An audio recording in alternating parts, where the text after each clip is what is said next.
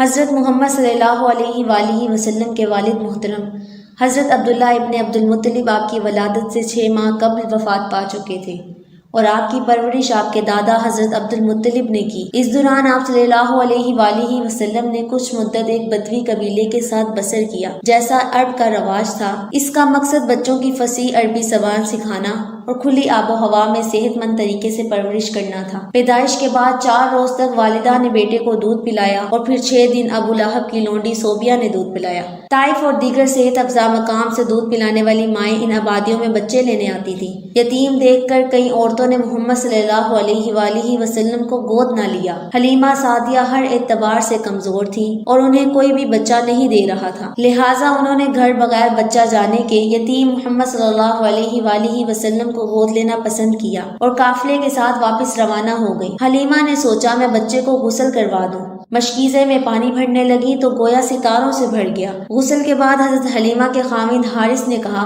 حلیمہ بکریوں کے تھن دودھ سے بھر گئے ہیں۔ حلیمہ نے کہا کہ میں بھی ایسا ہی محسوس کر رہی ہوں، بچے سیر ہو کر دودھ پئیں گے۔ چنانچہ ایسا ہی ہوا، قافلے اپنی منزل کی طرف روانہ ہو گئے۔ 2 سال کے بعد حلیمہ محمد صلی اللہ علیہ وآلہ وسلم کو لے کر ان کی والدہ کے پاس آئیں، مگر والدہ نے یہ کہہ کر انہیں واپس کر دیا کہ ابھی اپنے پاس ہی رکھیں، اچھی آب و ہوا میں صحت اور اچھی ہو جائے گی۔ مزید 2 سال بعد حلیمہ نے دیکھا کہ آپ گھر کے باہر کھیل رہے تھے۔ ایک فرشتے نے آپ کا سینہ مبارک چاک کر کے قلب اطہر نکالا، اس کو آب زمزم سے دھویا اور پھر واپس سینہ مبارک میں جوڑ دیا۔ اس واقعے سے حلیمہ خائف ہو گئیں اور حضرت محمد صلی اللہ علیہ وآلہ وسلم کو واپس ان کی والدہ کے پاس لے آئیں اور سارا ماجرا بھی سنایا۔ 4 سال کی عمر مبارک میں طائف سے واپسی پر آپ صلی اللہ علیہ وآلہ وسلم 2 سال اپنی والدہ ماجدہ کے پاس رہے۔ 6 سال کے ہوئے تو والدہ محترمہ یثرب اپنے عزیز و اقارب سے ملانے لے گئی۔ شوہر کی قبر کی بھی زیارت کی۔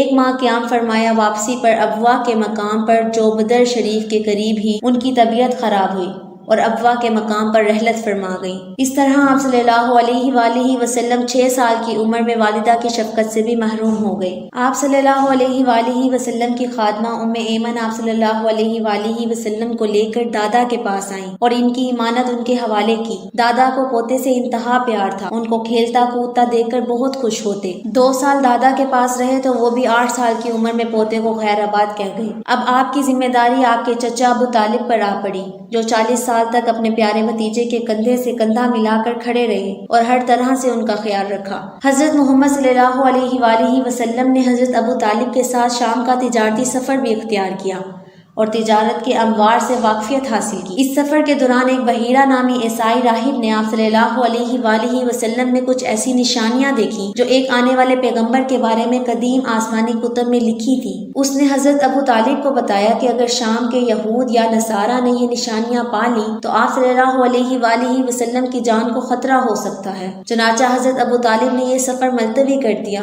اور واپس مکہ آ گئے۔ اس سے معلوم ہوتا ہے کہ حضرت صلی اللہ علیہ وآلہ وسلم کا بچپن عام بچوں کی طرح کھیل کود میں نہیں گزرا ہوگا، بلکہ آپ صلی اللہ علیہ وآلہ وسلم میں نبوت کی نشانیاں شروع سے موجود تھیں۔ اس قسم کا ایک واقعہ اس وقت بھی پیش آیا جب آپ صلی اللہ علیہ وآلہ وسلم بدوی قبیلے میں اپنی دایا کے پاس تھے۔ وہاں حبشہ کے کچھ عیسائیوں نے آپ صلی اللہ علیہ وآلہ وسلم کو بغور دیکھا اور کچھ سوالات کیے، یہاں تک کہ نبوت کی نشانیاں پائیں اور پھر کہنے لگے کہ ہم اس بچے کو پکڑ کر اپنی سرزمین پر لے جائیں گے۔ اس واقعے کے بعد حضرت محمد صلی اللہ علیہ وآلہ وسلم کو مکہ لوٹا دیا گیا۔